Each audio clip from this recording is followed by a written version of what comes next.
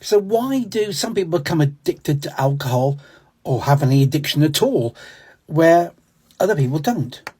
Well, we're all wired differently, and that's the unique thing about us. We're all different. Now, I'm autistic, and I'm great at learning things very fast, including any date that you give me, and I'll tell you the day.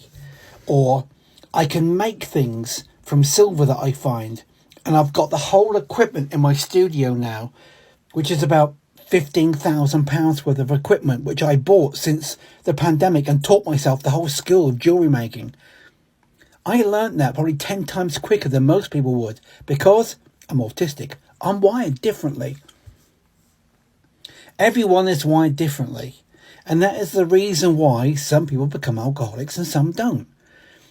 So don't beat yourself up if you're an alcoholic. You could have a friend that you grew up with and you shared all your time with, went to the same pub with all the time, and they're happy. They've not got an addiction, but you have. You're wired differently. There's no explaining why one person is wired differently to another. It's like with depression, which I'm also suffering from. I have that medication once a day, every day, and that's because my brain is wired a little bit differently to some other people's brains.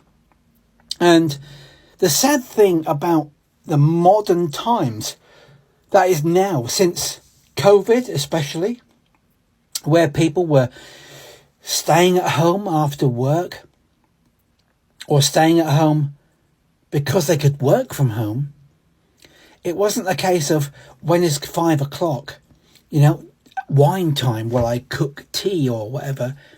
Because you work from home now, your 5 o'clock, wine o'clock could be 3 o'clock, 1 o'clock, and no one's going to know because you now work from home. So it's about not just how your brain is wired, but also about the environment that you find yourself in. And habits can lead to addiction too. And genetics. That's something we need to talk about. Can you have genetically inherited addiction? Well, you tell me what you think, because I'm interested.